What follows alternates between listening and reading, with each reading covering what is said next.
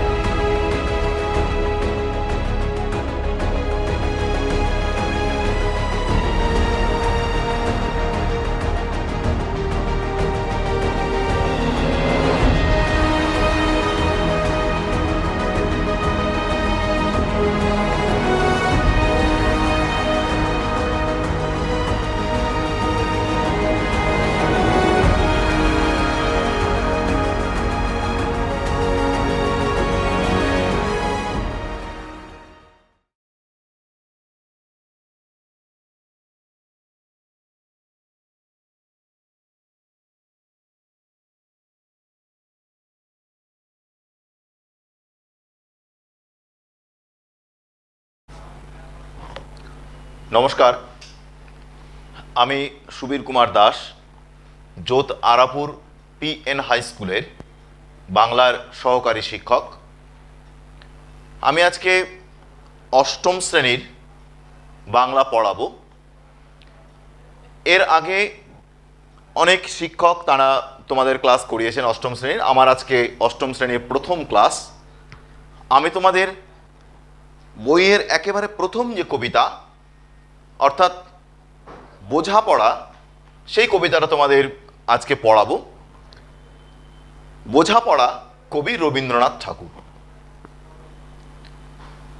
কবিতাটা শুরু করার আগে রবীন্দ্রনাথ ঠাকুর সম্পর্কে দু একটি কথা, কেননা রবীন্দ্রনাথ ঠাকুর তিনি আমাদের প্রত্যহ একেবারে নমস্য মানুষ, প্রতিদিনের ব্যবহারের কবি। সুখ দুঃখ, আনন্দ বেদনা, ভালোবাসা, পূজা, সমস্ত জায়গাতেই আমরা রবীন্দ্রনাথ, অর্থাৎ বাঙালি এক কথায় রবীন্দ্রনাথ ছাড়া বড় অসহায়। সেই কারণে তোমরা যখন ক্লাস স্কুলে, নার্সারি স্কুলে ভর্তি হয়েছো কিংবা একেবারে সরকারি প্রাইমারি স্কুলে যখন ভর্তি হয়েছো, সেদিন থেকে 25শে বৈশাখ দিনটা তোমরা দেখে আসছো। সুতরাং রবীন্দ্রনাথ সম্পর্কে নতুন করে তার জীবনী সম্পর্কে আর জানার তেমন কিছু নেই।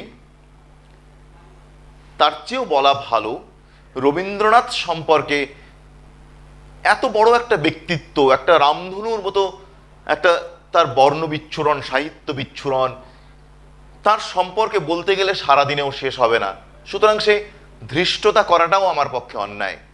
শুধু এটুকু বলি, রবীন্দ্রনাথ এক জীবনে বাঙালির জন্য যা রেখে গেলেন তা মোটামুটি এই রকম: 52টা কাব্য, 38টা নাটক, 13টা উপন্যাস, প্রবন্ধ এবং অন্যান্য লেখা 36টি, ছোট গল্প 95টি এবং সবচেয়ে বড় 1915টি গান। এই বিরাট সম্ভার। এর বাইরে যেটা পড়ে থেকে গেল সেটা রবীন্দ্রনাথের ব্যক্তিগত চিঠিপত্র, যার পরিমাণও নেহাত কম নয়। রবীন্দ্রনাথের জীবনী লিখতে গিয়ে প্রভাত কুমার মুখোপাধ্যায় তারা কিংবা রবিরশ্মিতে অনেকগুলো বইয়ের খণ্ড সম্পূর্ণ করেছেন। 7ই মে 1861 রবীন্দ্রনাথ ঠাকুরের জন্ম এবং 7ই আগস্ট 1941 তার মৃত্যু। 80 বছরের জীবনকাল। এই 80 বছরের জীবনকালে ওই 8-10 বছর বয়স থেকে শুরু করে জীবনের প্রায় শেষ দিন পর্যন্ত তার কলম কিন্তু থেমে থাকেনি। জীবনের শেষ পর্যায়ে এসে তিনি জরা ব্যাধিতে আক্রান্ত, সেই সময় তিনি বলে যাচ্ছেন লিপিকররা লিখে যাচ্ছে এবং অসামান্য সমস্ত সৃষ্টি তখন বেরোচ্ছে। রবীন্দ্রনাথের যে বিরাট সম্ভার, সাহিত্য সম্ভার, এই সাহিত্য সম্ভার যদি আমরা একদম শুরু থেকে শেষ পর্যন্ত দেখি তাহলে দেখতে পাবো যে উত্তরণটা অদ্ভুতভাবে ঘটেছে। জীবন দেবতা থেকে শুরু করে, জীবন দেবতার আরাধনা থেকে শুরু করে উত্তরণ ঘটেছে শেষ পর্যায়ে এসে নাগরিক রবীন্দ্রনাথ। সে কবির লাগি কান পেতে আছি যে আছে মাটির কাছাকাছি। ওই মাটির কাছাকাছি রবীন্দ্রনাথ তার কবিতার মধ্যে বলেছেন যে ওপারার প্রাঙ্গণের পাশে গেছি বারবার, ভেতরে ঢুকি সাধ্য ছিল না। তার কারণ মনে হয় তার যে একটা খোলস, চারিদিকে রবীন্দ্রনাথ ঠাকুর, সে ঠাকুরের খোলস, সেই জায়গাটা থেকে বোধ হয় সাধারণ মানুষ, অবশ্য সাধারণ মানুষ তাকে আপন করে নিতে পারেননি বলবই বা কি করে। আমরা যদি তার ছোট গল্পগুলো পড়ি আমরা সেখানে দেখতে পাবো তিনি তখন ঘুরে বেড়াচ্ছেন বাংলাদেশে, শাহজাদপুর, শিলাইদহ, পতিশর, অর্থাৎ বোটে করে তিনি ঘুরে বেড়াচ্ছেন। এবং বোটে ঘুরে বেড়ানোর সময় সেই যে গ্রামীণ চলমান জীবন, সেই চলমান জীবনের এক একটা টুকরো টুকরো ছবি উঠে আসছে তার ছোট গল্পের মধ্যে। জীবনের একদম শেষ পর্যায়ে এসে 3 সঙ্গী লিখলেন তিনি। সেই 3 সঙ্গীর মধ্যে যে রবীন্দ্রনাথকে পাওয়া গেল, সে রবীন্দ্রনাথ কিন্তু ওই তোমার বিংশ শতাব্দীর রবীন্দ্রনাথ নয়, বরং বলতে পারি আমরা আজকের রবীন্দ্রনাথ, একবিংশ শতাব্দীর রবীন্দ্রনাথ তাই অত্যন্ত একেবারে কনফিডেন্স যাকে বলে, তার সঙ্গে বলতে পেরেছিলেন আজি হতে শতবর্ষ পরে কে তুমি পরিছ বসি আমার কবিতাখানি কৌতূহল ভরে। আজি হতে শতবর্ষ পরে, একদম ঠিক। সার্ধ শতবর্ষ প্রায় পার হয়ে আমরা আজকেও রবীন্দ্রনাথের কবিতায় পড়ছি। আমার আজকের পাঠ বোঝাপড়া। বোঝাপড়া কবিতাটি রবীন্দ্রনাথের খনিকা কাব্যগ্রন্থ থেকে নেওয়া হয়েছে। খনিকা কাব্যগ্রন্থ 1900 সালে প্রকাশিত এবং রবীন্দ্রনাথের এতদিনের যে সাহিত্য সাধনা, সেই জীবন দেবতার অনুসন্ধান, সেই জীবন দেবতার সন্ধান থেকে রবীন্দ্রনাথ ধীরে ধীরে ধীরে ধীরে তিনি সরে আসছেন। তিনি আসছেন কোথায় না, তিনি আসছেন একটা নৈর্ব্যক্তিক জগতের দিকে, একটা অ্যাবস্ট্রাক্ট জগতের দিকে। রবীন্দ্রনাথের জীবনে, আমি পরবর্তীকালে যখন কবিতাটা পড়বো তখন আবার এই জায়গাটাতে আসবো, রবীন্দ্রনাথের জীবনে মৃত্যু এসেছে বারবার। তিনি তার জীবৎকালে, 80 বছরের জীবৎকালে তার পরিবারের, বিরাট পরিবার, সেই পরিবারের প্রায় 40টি মৃত্যু তিনি দেখেছেন, যার মধ্যে অন্তত 8 থেকে 10টা মৃত্যু একেবারে নিজের, একেবারে তিনি তার আত্মজ, তার সহধর্মিণী, তার মা, তার বৌঠান, ছোটবেলার খেলার সাথী, তারা এক এক করে চলে গেছেন তাকে ছেড়ে। এই তাকে ছেড়ে চলে যেতে যেতে তার মধ্যে একটা বোধের জন্ম হয়েছে, যে বোধটা তিনি মৃত্যুঞ্জয় কবিতার মধ্যে তুলে ধরলেন। আমি মৃত্যুর চেয়ে বড়, এই শেষ কথা বলে যাব আমি চলে। বারবার একের পর এক মৃত্যুর আঘাত। রবীন্দ্রনাথ এই কবিতাটাও শুরু করছেন সেখান থেকেই, যে মনেরে আজ কহ যে ভালো মন্দ যাহাই আসুক সত্যের এলাও সহজে। আমরা অনেকেই কঠোর সত্যটাকে মেনে নিতে পারি না। রবীন্দ্রনাথ বলছেন না, এভাবে ভেঙে পড়লে চলবে না, আবার উঠে দাঁড়াতে হবে। কবিতার শেষ অংশটাতে সেই উত্তরণের কথা, প্রথম অংশটাতে তিনি তার যে স্টেটমেন্ট, তার যে বক্তব্য সেটা বলছেন, শেষ অংশটা তিনি কিন্তু উত্তরণের রাস্তা বলে দিচ্ছেন, সেখান থেকে কিভাবে উত্তরণ করতে হবে। কবিতাটির নাম বোঝাপড়া। বোঝাপড়া শব্দটা বললেই অনেকগুলো জিনিস আমাদের চোখের সামনে ভেসে ওঠে। প্রথম কথা হচ্ছে আমি কারোর সঙ্গে রেগে বলতে পারি, তোমার সঙ্গে আজকে আমার বোঝাপড়া আছে। বোঝাপড়া মানে বিচার। তোমার সঙ্গে আমার যে গন্ডগোল হয়েছিল তার একটা নিষ্পত্তি চাই। আবার একটা হচ্ছে বোঝাপড়া, তার সঙ্গে আমার বোঝাপড়া হয়ে গেছে, আন্ডারস্ট্যান্ডিং। এই জীবনের নেতি এবং ইতি, নেগেটিভ এবং পজিটিভ, দুটো দিক নিয়েই তো মানুষের জীবন। মানুষের জীবনে কেউ বলতে পারবে না যে আমি সারা জীবন সুখী। মানুষের জীবনে দুঃখ আসে, সুখ এবং দুঃখ এই দুটো একটি টাকার এপিঠ আর ওপিঠ। এই এই অংশ, এই কথাটা বলতে গিয়ে আমার একটা জাতকের গল্পের কথা মনে পড়ে গেল। বুদ্ধদেব তখন বৌদ্ধত্ব লাভ করেছেন, তিনি বোধি লাভ করেছেন, বুদ্ধত্ব লাভ করেছেন। তিনি ধ্যানস্থ। একজন নারী তার সন্তানকে, মৃত সন্তানকে কোলে নিয়ে গিয়ে সে শুনেছে যে উনি মৃত সন্তান বাঁচাতে পারেন, কি মরা বাঁচাতে পারেন, জাদুমন্ত্র জানেন, ইত্যাদি ইত্যাদি জানেন। তিনি গিয়ে সেই সন্তানকে নিয়ে বলছেন আমার সন্তানকে বাঁচিয়ে দাও। বুদ্ধদেব বললেন সেটা সম্ভব নয়, মৃত যে মারা গেছে তাকে বাঁচানো সম্ভব নয়। বলছেন না, তুমি পারো, এটা বাঁচাতে পারো, তুমি পারবে, আমাকে সন্তানটাকে ফিরিয়ে দাও। মায়ের আরতি। তখন উনি বললেন যে পাশের যে গ্রাম, সেই গোটা গ্রামটা ঘুরে এক মুঠো সর্ষে দানা নিয়ে এসো, যে বাড়িতে কোনোদিন মানুষ মরেনি, যে বাড়িতে মানুষ কোনোদিন দুঃখ পায়নি। সেই মহিলা সমস্ত গ্রাম ঘুরলেন, কিন্তু একটি সর্ষের দানাও পেলেন না। তার কারণ প্রত্যেকটা বাড়িতেই কোনো না কোনো সময় কেউ না কেউ মারা গেছে এবং সেই দুঃখের দিনটা তারা পার করে এসছে। ফিরে এসে বললেন যে না, আমি পেলাম না। বুদ্ধদেব তাকে বোঝালেন যে জীবন এবং মৃত্যু এই দুটো একই সঙ্গে পাশাপাশি চলে। মৃত্যু যদি না থাকতো তাহলে জীবনের কোনো দাম থাকতো না। তো সেই জরা ব্যাধি মৃত্যু এই সব কিছুকে নিয়েই, সব কিছুকে মেনে নিয়েই, সৎ অসৎ সব কিছুকে মেনে নিয়েই আমাদের বাঁচতে হবে এবং বাঁচাটাই সবচেয়ে বড় কাজ। বাঁচাটাই সবচেয়ে বড় কাজ, মৃত্যুটা কোনো বড় কাজ নয়। এ মৃত্যু কিংবা এই যে আমাদের চারিদিকের যা পরিস্থিতি, সেখান থেকে আমি ভালোভাবে বাঁচবো, এই বাঁচতে চাওয়াটাই সবচেয়ে বড় কাজ। রবীন্দ্রনাথ সেই বোঝাপড়ার কথাই এখানে বলছেন। কবিতাটা শুরু হচ্ছে যেখান থেকে, মনেরে আজ কহ যে ভালো মন্দ যাহাই আসুক সত্যের এলাও সহজে।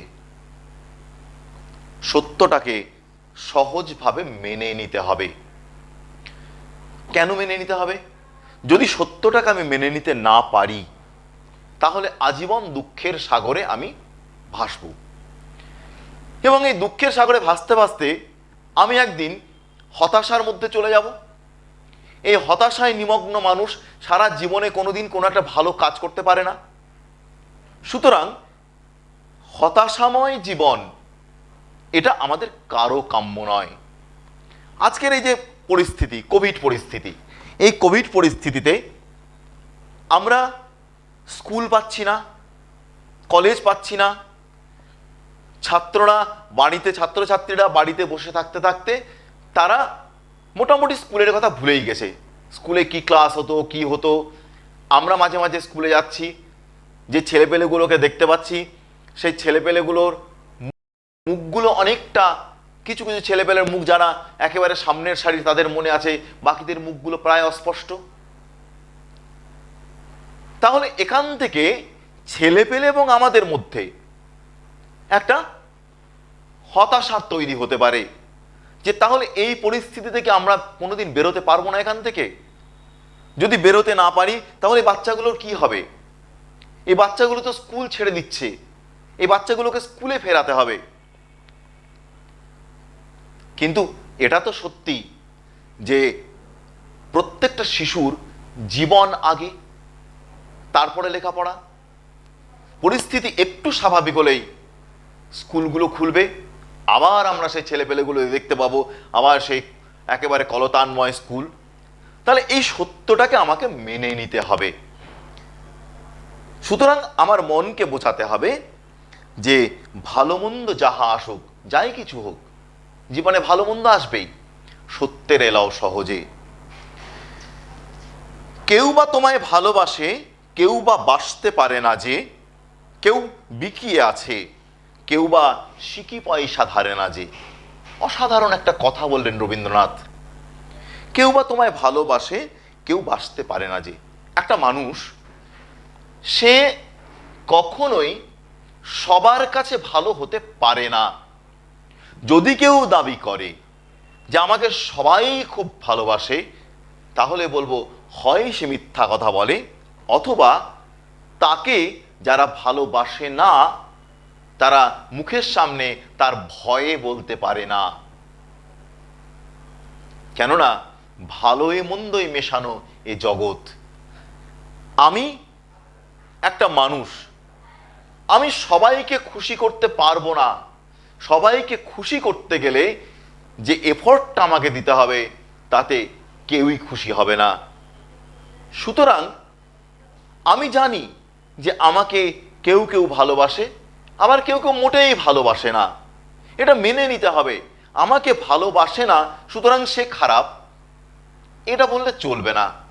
আমাকে ভালোবাসে না, কেন ভালোবাসে না সেই কারণটা আমাকে খুঁজে বের করতে হবে, এবং আমার নিজেকে সেই জায়গাটা সংশোধন করতে হবে। কেউ বা তোমায় ভালোবাসে, কেউ বা বাসতে পারে না যে। তারপরেই বলছেন কেউ বিকিয়ে আছে, কেউ বা সিকি পয়সা ধারে না যে। এই অংশটা, অর্থাৎ কেউ বিকিয়ে আছে, এই অংশটা পড়তে পড়তে আমার মনে পড়ে গেল নীরেন্দ্রনাথ চক্রবর্তীর উলঙ্গ রাজা কবিতা। উলঙ্গ রাজা কবিতার মধ্যে কবি কি অসাধারণ একটা উপমা দিয়েছেন। তিনি বলছেন যে কেউ বা নিজের বুদ্ধি বন্ধক দিয়েছে অন্যের কাছে। এ বড় ভয়ঙ্কর, বড় ভয়ঙ্কর, নিজের জাগ্রত বিবেকটাকে অন্যের কাছে বন্ধক দিয়ে রাখা। রবীন্দ্রনাথও বলছেন কেউ বিকিয়ে আছে। বিকিয়ে মানে বিক্রি হয়ে আছে। বিকিয়ে শব্দের অর্থ হচ্ছে বিক্রি হয়ে থাকা। কিভাবে বিক্রি হয়ে থাকে? নানাভাবে বিক্রি হতে পারে। কোনো সুবিধাবাদী মানুষ, সে কোনো একজন তার চেয়ে বড় উচ্চ পদস্থ মানুষের কাছ থেকে কিছু সুবিধা আদায় করবে। সেই কারণে সেই উচ্চ পদস্থ মানুষটি হ্যাঁ বললে হ্যাঁ, না বললে না। সে জানে যে সে যেটা করছে সেটা অন্যায় করছে, কিন্তু ওই মস্তিষ্কটা বিক্রি করে দিয়ে আসে তাদের পায়ে। আবার কেউ সিকি পয়সা ধারে না যে, কারো আবার এই সমস্ততে কোনো কিছু পরোয়া নেই। মহাভারতের সেই তোমার বনবাস পর্বে, যেখানে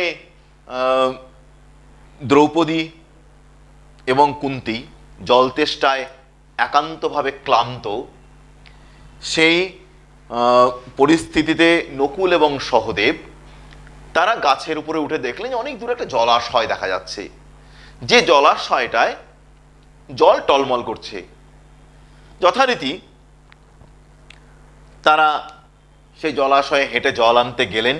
দুজন গিয়ে দেখলেন বকরূপী ধর্ম, তিনি বসে আছেন পাড়ে। বললেন, বাবা আমার কটা প্রশ্ন আছে, প্রশ্নগুলোর উত্তর দাও। যদি দিতে পারো জল নিয়ে যাও, আর আমার প্রশ্নের উত্তর না দিয়ে অগ্রাহ্য করে জলে নামলে মৃত্যু অনিবার্য। তারা পাণ্ডুর সন্তান, ওই সমস্ত ধার ধারবেন কেন? জলে নামলেন, মারা গেলেন। এইভাবে একে একে ভীম, অর্জুন প্রত্যেকেরই একই দশা হলো, মারা গেলেন, তারা জলের মধ্যে ভাসছেন। সবশেষে যুধিষ্ঠির গেলেন সেখানে। যুধিষ্ঠির ধর্মরাজ, ধর্মপুত্র, তাকে ধর্ম বললেন যে বাবা তুমি যদি উত্তর না দিয়ে এভাবে তোমার ভাইদের মতো যদি তুমি করো, তাহলে তুমিও কিন্তু মারা পড়বে, তোমার বংশে আর কেউ থাকবে না। যুধিষ্ঠির বুদ্ধিমান মানুষ, তিনি বললেন যে আপনি প্রশ্ন করুন। ধর্ম অনেকগুলো প্রশ্ন করেছিলেন, তার মধ্যে একটা প্রশ্ন করেছিলেন, পৃথিবীতে সবচেয়ে সুখী কে? যুধিষ্ঠির উত্তর দিয়েছিলেন যে দিনান্তে শাক ভাত খায় অথচ কোথাও কোনো ঋণ নেই, সেই পৃথিবীতে সবচেয়ে সুখী। অর্থাৎ সে মানুষটা সবচেয়ে সুখী মানুষ।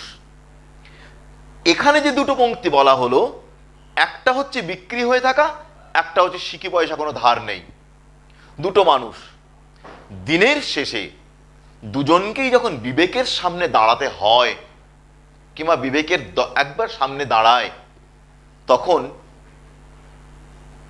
যে মানুষটা বিকিয়ে আছে সে কিন্তু বিবেকের প্রশ্নের কোনো উত্তর দিতে পারে না যে তুমি এটা কি করছো, তুমি এটা কি করছো। আর একজন, আমি সুখী, তার কারণ আমার কাছে কেউ কোনো পয়সা পায় না। আমার যদি আজকে রাত্রে মৃত্যু হয়, তাহলে আমার সন্তান কিংবা পরিবারের কাছে কেউ কোনো দাবি করতে পারবে না। তাহলে ওই যে কেউ ভালোবাসতে পারে, কেউ পারে না, কেউ প্রচুর ধার, কেউ নিজে বিক্রি হয়ে বসে আছে, আর কারো কোনো চিন্তাই নেই যে আমি সুখী। তাহলে এই যে দুটো অংশ, দুটো দিক, এটা একটা মানুষের চরিত্রেরই দুটো দিক। তারপরেই বলছেন, কতকটা যে স্বভাব তাদের, কতকটা বা তোমারও ভাই, কতকটা এ ভবের গতিক, সবার তরে নহে সবাই। কতকটা যে স্বভাব তাদের, আমি ছাড়া বাকি যে মানুষগুলো আছে, এই মানুষগুলো কিন্তু সবাই মোটামুটি দুটো ভাগেই বিভক্ত। এই দুটো অংশ মোটামুটি কম বেশি দুটো ভাগেই বিভক্ত। যে কেউ সারাদিন শুধু ধান্দাবাজি করে যাচ্ছে, কোথায় দুটো পয়সা পাওয়া যাবে, কোথায় মানুষকে ঠকানো হবে, কিভাবে পাওয়া যাবে। আর আরেক দল, ঠিক আছে এই তো ভালোবাসি, জীবনের চাহিদাটাকে তারা লিমিটেড করে রেখে দিয়েছে যে আমার এটুকু হলেই চলে যাবে, আমি এটুকু হলেই সন্তুষ্ট। তাদের এটা স্বভাব। কতকটা তোমারও তাই। তোমারও বলতে আমি নিজের কথাই বলছি। পৃথিবীতে দু ধরনের মানুষ, একটু লক্ষ্য করলেই দেখতে পাবে, বিশেষ করে বাঙালি। একটা হচ্ছে যে পৃথিবীর সবাই খারাপ, শুধু আমি ভালো। আর আরেকটা হচ্ছে পৃথিবীর মোটামুটি সবাই খারাপ, সে সঙ্গে আমি যেহেতু পৃথিবীর মানুষ, সুতরাং আমিও খারাপ। তাহলে এই স্বভাবেরই মানুষ, তার মধ্যে আমিও তো পড়ি। তাই বলছেন যে কতকটা যে স্বভাব তাদের, কতকটা বা তোমারও ভাই, কতকটায় ভবের গতিক, সবার তরে নহে সবাই। কতকটায় ভবের গতিক, ভব মানে পৃথিবী। এই পৃথিবীর গতিকটাই ওই রকম। বঙ্কিমচন্দ্র বলেছিলেন, তেলা মাথায় তেল দাও মনুষ্য জাতির রোগ। এটা বঙ্কিমচন্দ্র সেই যুগে বলেছিলেন, ঊনবিংশ শতাব্দী। আজকে একবিংশ শতাব্দীতে এসে একথা ধ্রুব সত্য যে তেলা মাথায় তেল দাও মনুষ্য জাতির রোগ। রবীন্দ্রনাথ সে কথাই বলছেন যে ভবের গতিকটাই এরকম, এই দুটো শ্রেণীর মানুষ নিয়ে পৃথিবী।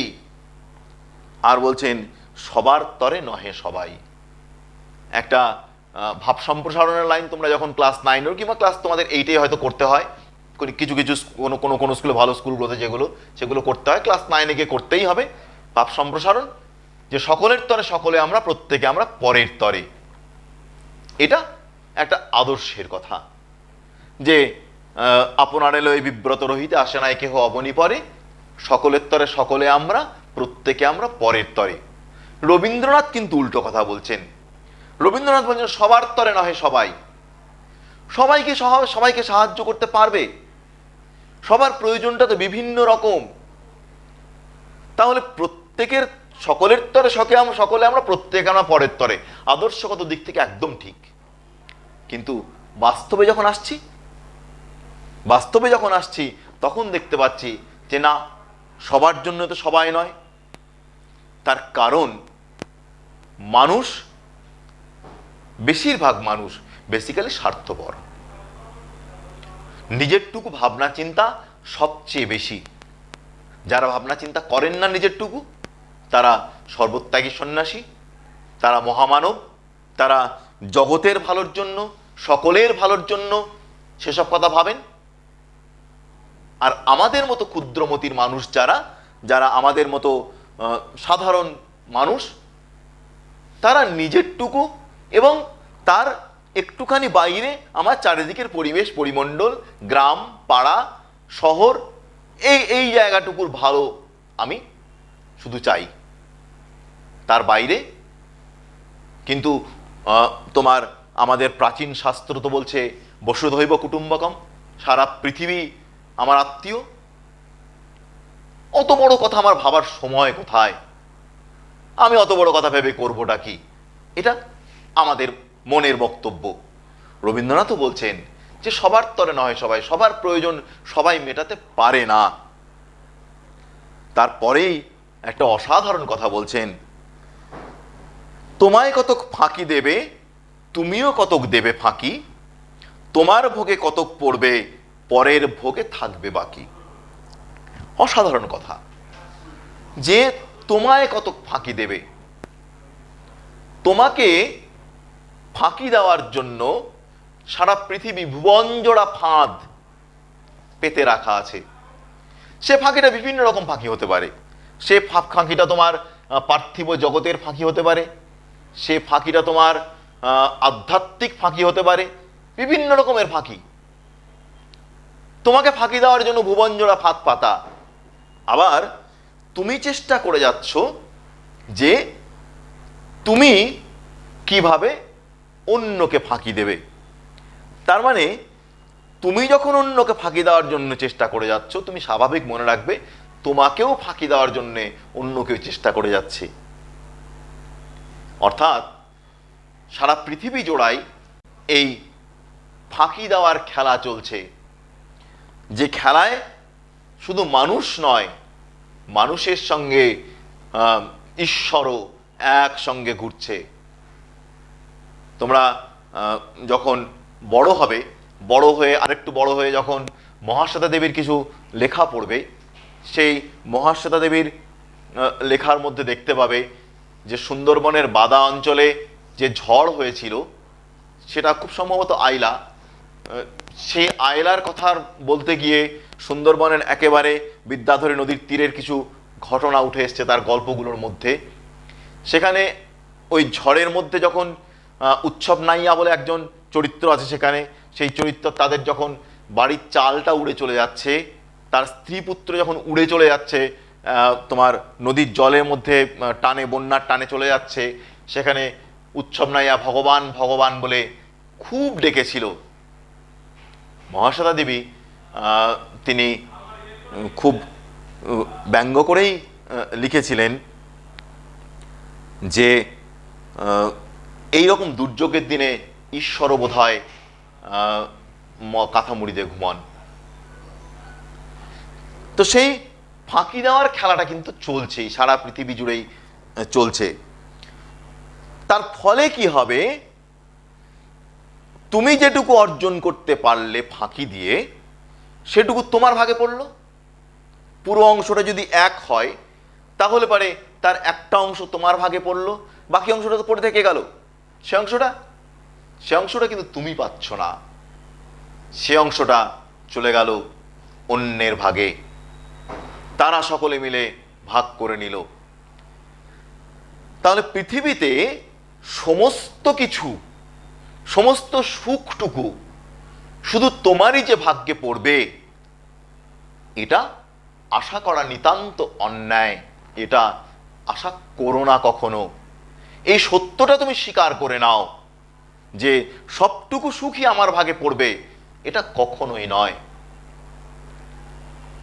এই সুখের খানিকটা অংশ তুমি অন্যকে দিতে শেখো, অন্যে পাক, সকলে মিলে বাঁচতে হবে।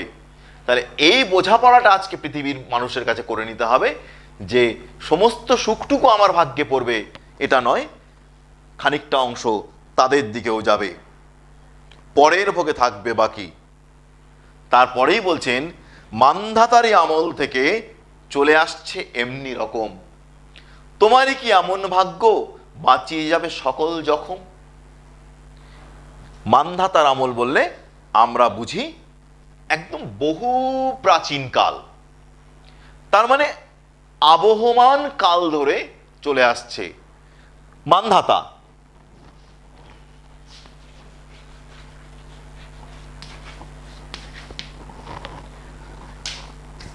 মান্ধাতা, বিষ্ণু পুরাণে আমরা মান্ধাতার কথা পাব।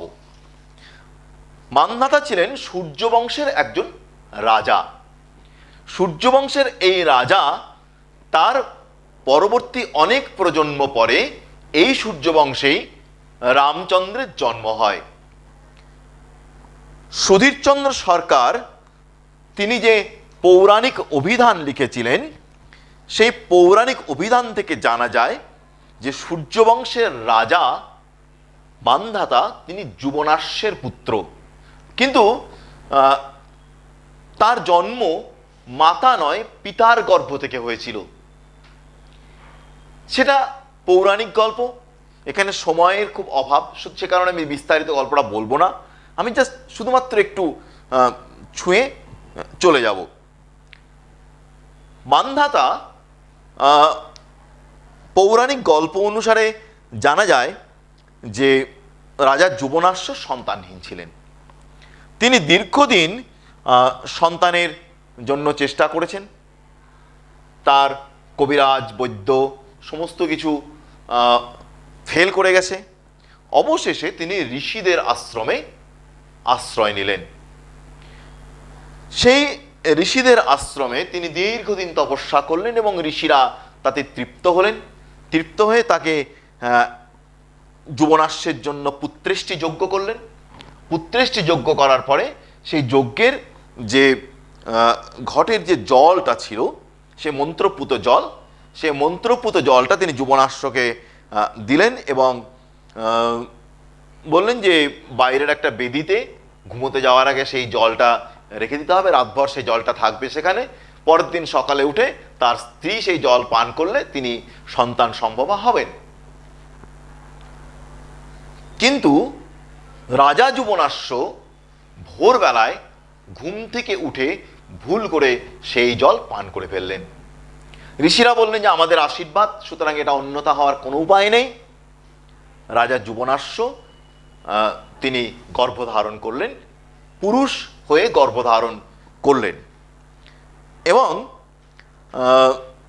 পরবর্তীকালে সেই ঋষিরা তপস্যার বলে হোক, যেভাবেই হোক, এগুলো কিন্তু পৌরাণিক গল্প, এর বাস্তব কোনো ভিত্তিভূমি আমি বলতে পারবো না।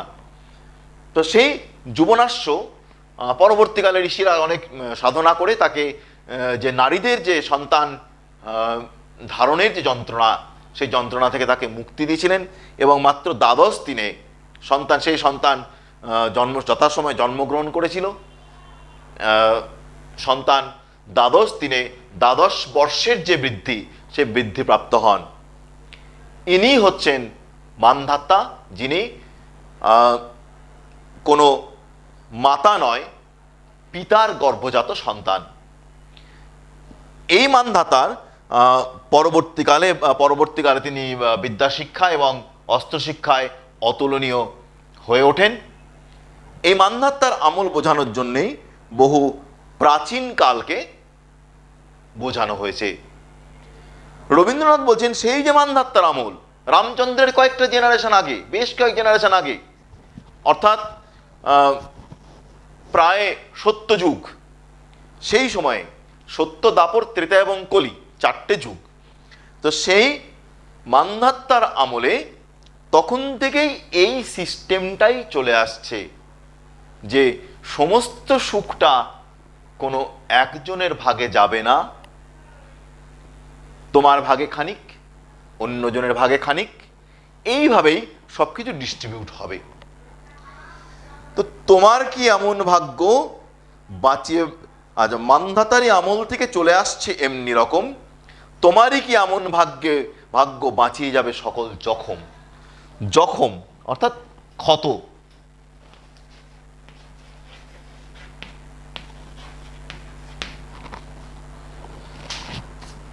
তাহলে তরিখানা বাইতে গেলে মাঝে মাঝে তুফান মেলে।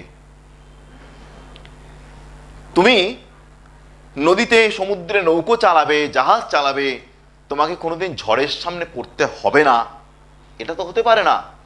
সারা জীবন তুমি সুন্দর মনোরম আবহাওয়ার মধ্যে দুলকি চালে নৌকো নিয়ে সমুদ্রের মধ্যে দিয়ে জাহাজ নিয়ে তুমি চলে যাবে, এটা কখনোই হতে পারে না। তোমাকে ঝড়ের সামনে পড়তেই হবে।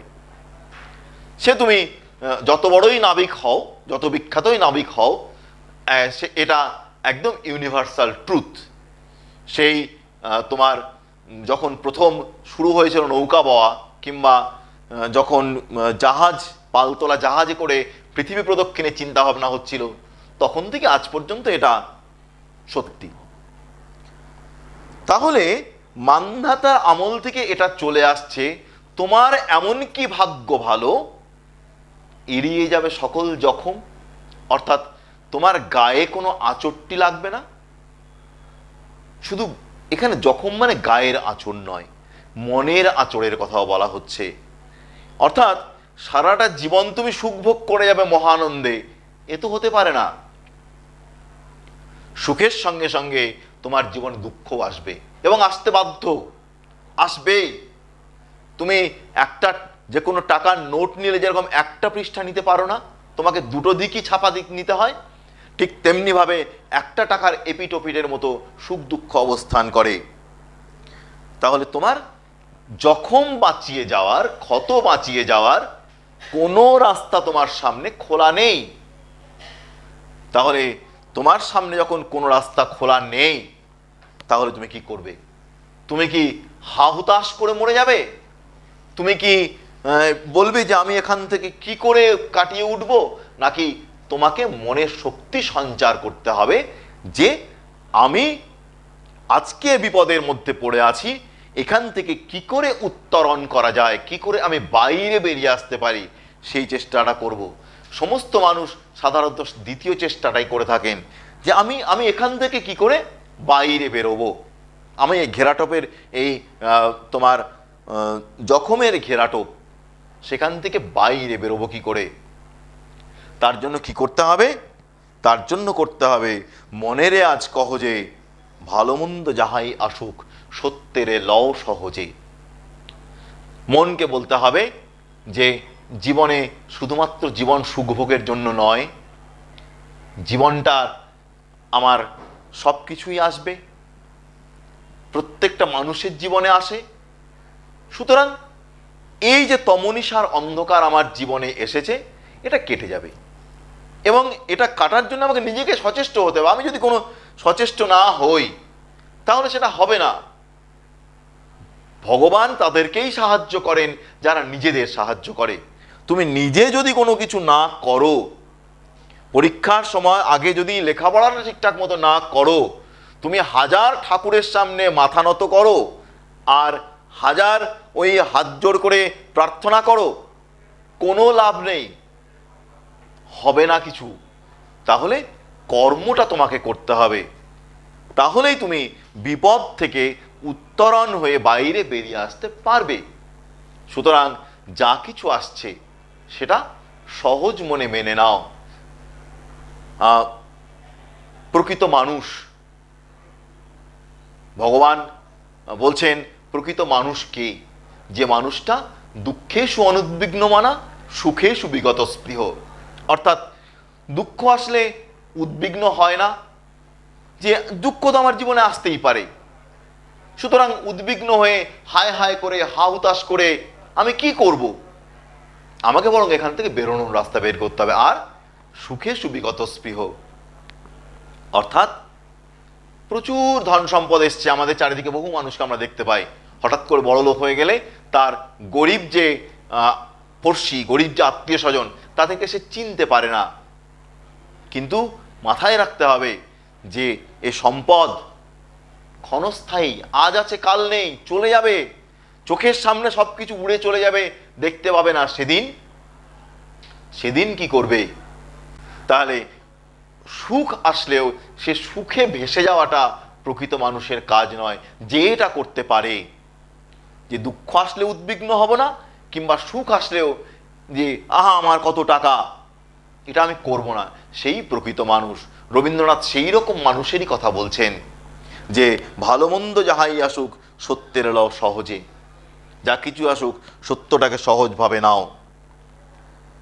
অনেক ঝঞ্ঝা কাটিয়ে বুঝি এলে সুখের বন্দরেতে, জলের তলে পাহাড় ছিল লাগলো বুকের অন্দরেতে। এই কথাগুলো কিন্তু রবীন্দ্রনাথ তার নিজের বাস্তব জীবন থেকে তুলে ধরছেন। রবীন্দ্রনাথের কন্যা মীরা, সেই মীরা বিয়ে করতে চায়নি, কিন্তু রবীন্দ্রনাথ পাত্র দেখে শুনে খুব সুন্দর করে বিয়ে দিয়েছিলেন। বিয়ের পর থেকেই যে তার যে জামাতা, আমার যদি খুব মেমোরি বিট্রে না করে, তার নাম ছিল নগেন্দ্রনাথ। তিনি একটা ব্যভিচারী পুরুষ, ব্যভিচারী মানুষ বেরোলেন এবং তার কন্যার উপরে শারীরিক মানসিক সমস্ত রকম নির্যাতন করা হতো, অর্থের জন্য বারবার চাপ দেওয়া হতো। যে রবীন্দ্রনাথ নিরুপমার কথা লিখলেন, পণ প্রথার বিরুদ্ধে লিখলেন, সেই রবীন্দ্রনাথকে পণ দিয়ে মেয়ের বিয়ে দিতে হয়েছিল এই মীরাকে। তাহলে রবীন্দ্রনাথ তিনিও পর্যন্ত ভেবেছিলেন যে যাক, কন্যার একটা ভালো পাত্রের সঙ্গে বিয়ে দিয়েছি, কিন্তু ঠিক তারপরেই তার কাছে কি হলো না, তার যে জামাতা তিনি হচ্ছেন একজন উচ্ছৃঙ্খল ব্যভিচারী মানুষ বেরোলো। রবীন্দ্রনাথ যে সময় ভেবেছিলেন আমার সুখের সময়, সেই সুখের সময়ে হঠাৎ করেই এই বিরাট আঘাত, এবং পরবর্তীকালে তার সেই কন্যা সন্তান গত হয়। এটা আমি যখন এর দ্বিতীয় দিনের ক্লাসে আসব, তখন এই জায়গাগুলো আমি আরেকটু বিস্তারিত, রবীন্দ্রনাথের জীবন কিভাবে এর সঙ্গে জড়িত, এই কবিতার সঙ্গে জড়িত, আমি সেটা বলবো। অনেক কিছু ঝড় ঝঞ্ঝা পার হয়ে যখন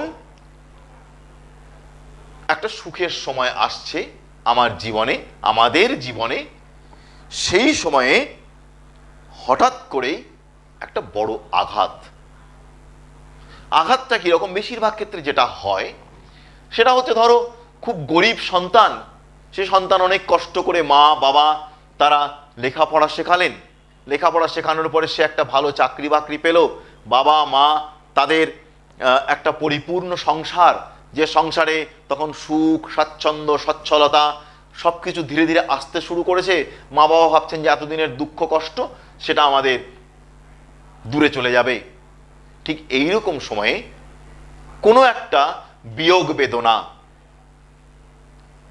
যিনি আশা করেছিলেন যে আমাদের খুব সুখের দিন আগত, সুখের দিন চলে এসেছে, হঠাৎ করেই সেই টাইটানিকের হিমশৈলের তলায় ধাক্কা খেয়ে ডুবে যাওয়ার মতো একটা কিছু মারাত্মক ঘটনা ঘটে গেল, যে ঘটনাটার জন্য তারা আদৌ প্রস্তুত ছিলেন না, যে ঘটনাটার জন্য তারা মানসিকভাবে প্রস্তুত একেবারেই ছিলেন না, সেই ঘটনাটাই ঘটে গেল।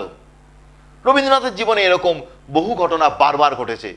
আমি একদম ক্লাসের শুরুতেই বলেছিলাম ৮০ বছরের জীবনে রবীন্দ্রনাথ অন্তত ৪০টা আপনজনের মৃত্যু দেখেছেন পরিবারের মধ্যে, তার মধ্যে অন্তত ৮ থেকে ৯টা কিংবা 10টা একেবারে নিজের, একেবারে কাছের প্রাণের কাছাকাছি মানুষ যারা, তাদের মৃত্যু।